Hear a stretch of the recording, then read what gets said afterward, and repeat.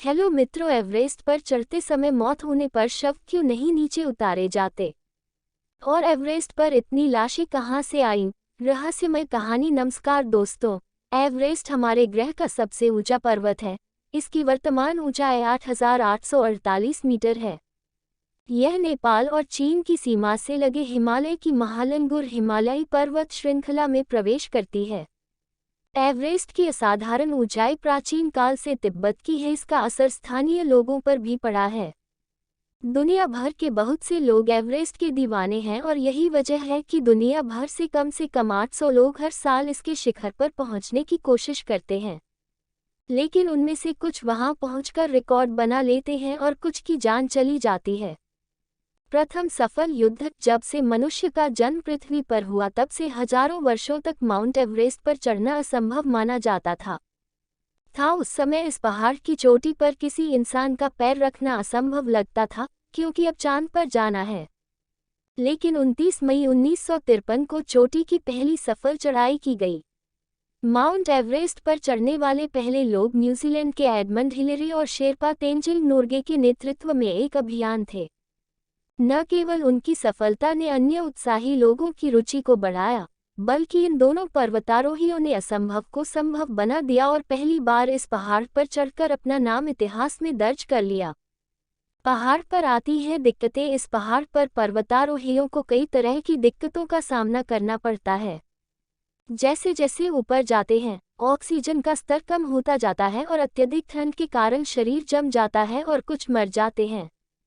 Everest की 8,000 metre की दूरी को डेथ जोन कहा जाता है क्योंकि यहाँ पर्वतारोहियों को अत्यधिक ठंडे तापमान और ऑक्सीजन के निम्न स्तर के साथ साथ बर्फीले तूफानों का भी सामना करना पड़ता है।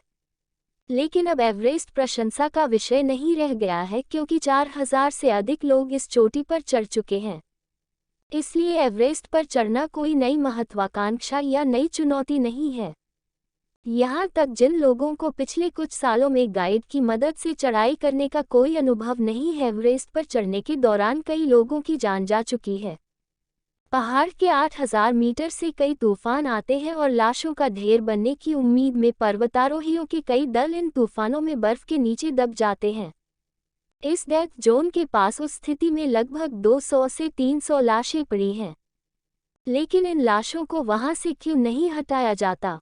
आइए आज पता करते हैं कि उन्हें ऐसे ही क्यों रखा जाता है। डेथ जोन में पड़ी लाशेंदूसरों के लिए यह गूगल मैप्स की तरह काम करता है, क्योंकि यहां पहुंचने के बाद ही लोगों को पता चलता है कि यहां से अब माउंट एवरेस्ट को पूरा करने के लिए 848.86 मीटर की दूरी तय करनी है। कई लाशें मील का पत्थर बन चुकी हैं, लेकिन हर साल बढ़ती मृत्यु दर के कारण वहां शवों की संख्या बढ़ती जा रही है।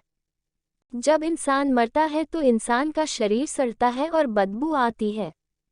लेकिन जिनकी मौत माउंट एवरेस्ट के डेथ जोन में होती है, वर्षों से इनकी यही स्थिति है, क्योंकि वहां का तापमान -14 से -16 तक होता है। इसलिए शरीर ज्यों का त्यों पड़ा रहता है, न तो सड़ता है और न ही कोई जानवर खाता है। इसलिए वहां लाशों की संख्या बढ़ती जा रही है। सरकार इन शवों को वापस लाने का काम क्यों नहीं कर रही है? खड़ी ढलानों और कम ऑक्सीजन स्तर के कारण बर्फीले क्षेत्रों में शवों की खुदाई एक जोखिम भरा कार्य है।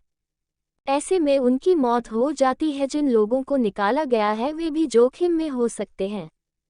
उस बर्फ पर चढ़ने का प्रयास करते समय बड़े पैमाने पर भूस्खलन की संभावना अधिक होती है और यह अन्य पर्वतारोहियों के लिए खतरा पैदा कर सकता है। इस वजह से सरकार यह जोखिम नहीं उठा सकती और उन लोगों की जान जोखिम में नहीं डाल सकती जो मृतकों के शवों को हटाना चाहते हैं। इस वजह से अभी भी वहां कई लाशें पड़ी हुई हैं। यह हटाने के लिए बड़ी योजना और साहस चाहिए। माउंट एवरेस्ट पर पर्वतारोहियों द्वारा शवों, कचरे और छोड़ी गई वस्तुओं के बढ़ते भंडार के साथ क्या वास्तव में ऐसा जोखिम उठाना और माउंट एवरेस्ट पर चढ़ने के लिए एक अभियान की योजना बनाना आवश्यक है? इस पर विचार किया जाना चाहिए।